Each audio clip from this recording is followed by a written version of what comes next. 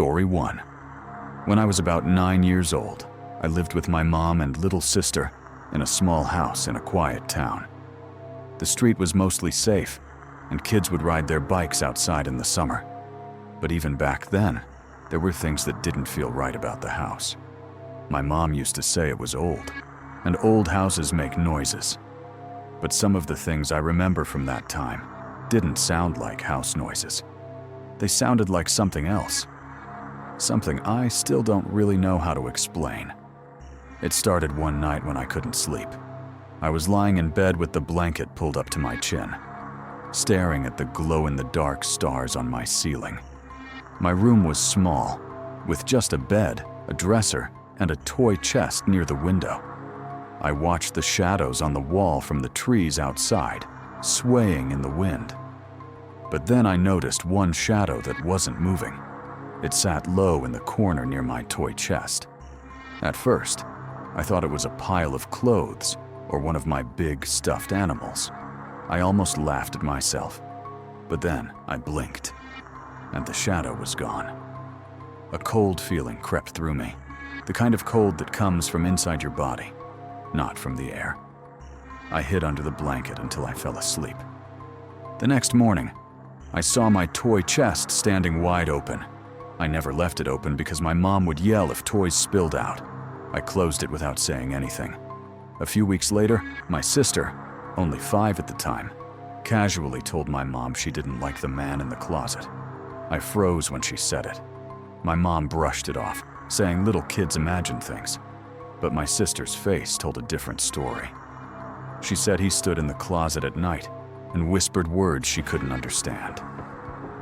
That night, I woke up to the sound of something dragging across my floor, like nails scratching wood. The sound stopped right beside my bed.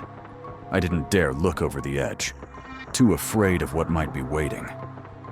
In the morning, I found long, fresh scratches carved into the floorboards. My mom didn't believe me when I showed her.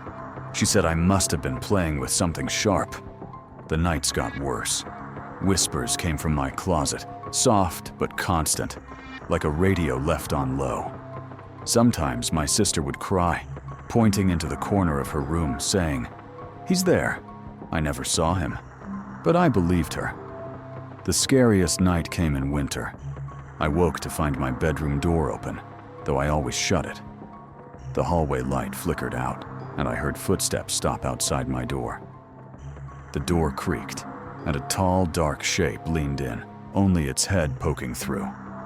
I squeezed my eyes shut, pretending to sleep. When I opened them, the door was closed again. My mom swore she never came into my room. My sister said the man had stood by her bed. Eventually, my mom grew worried enough to light a candle and pray in every room. For a while, things were quiet. But one afternoon, when I was home alone, I heard my toy chest slam shut. My toys were scattered across the floor, though no one else was home. I waited outside until my mom came home. She told me it must have been the cat. Years later, after we moved out, I asked my mom if she had ever experienced anything in that house.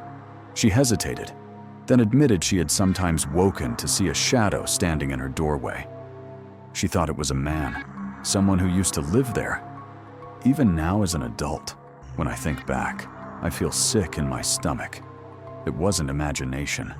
It was something real, and it wanted us to know it was there. Sometimes at night when I can't sleep, I still hear the sound of nails dragging across the floor.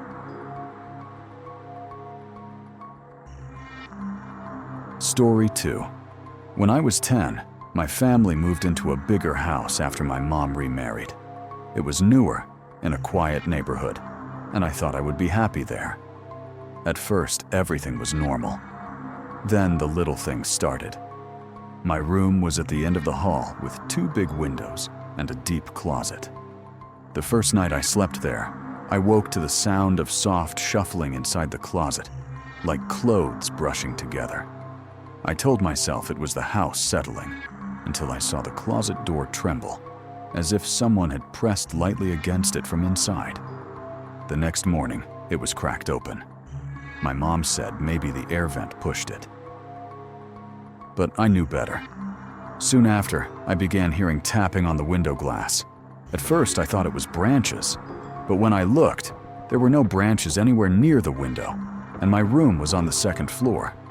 Then one night, I peeked through the blanket and saw a pale hand pressed against the glass. It slid slowly down and vanished. When I told my mom, she laughed and said I must have been dreaming. My stepdad didn't believe me either, but I noticed he started leaving the hallway light on at night. Then my little brother started talking about the white lady. He said she came into his room, sat on his bed, and stared with black eyes. One night, I heard him scream. I ran in and found him curled under his blanket, sobbing that the white lady had been at his door. I began to dream of her too. A tall woman in a long white dress, whispering my name in a dry, rasping voice. Sometimes I woke to still hear it.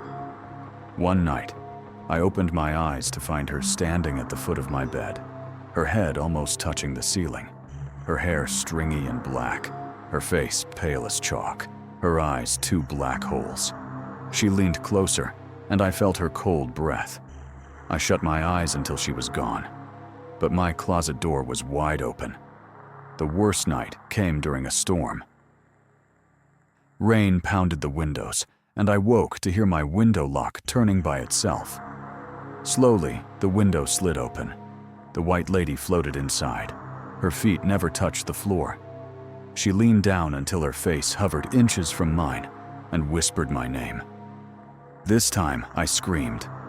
My parents rushed in, but the window was closed and locked. They scolded me for scaring everyone. But I knew what I had seen. We lived in that house 3 more years. My brother stopped talking about her, but I knew he hadn't stopped seeing her.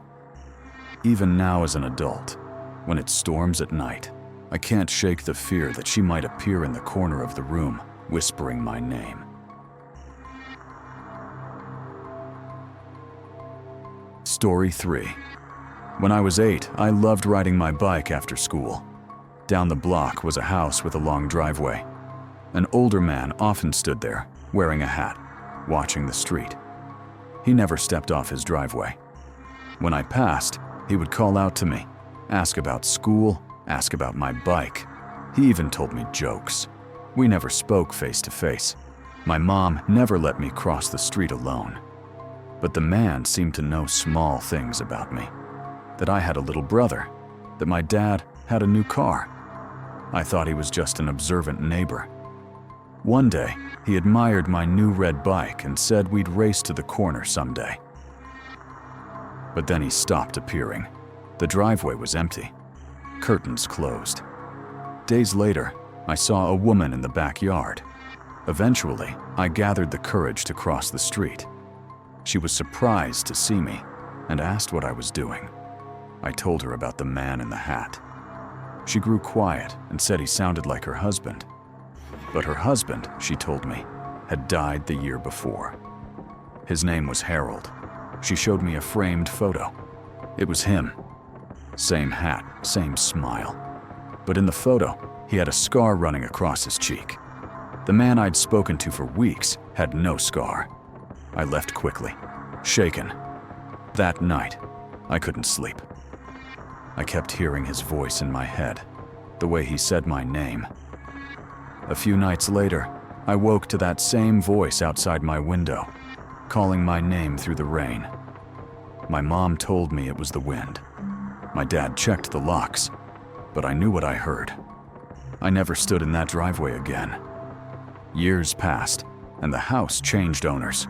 I grew up, went to college, and moved away. But the memory stayed like a stone in my chest.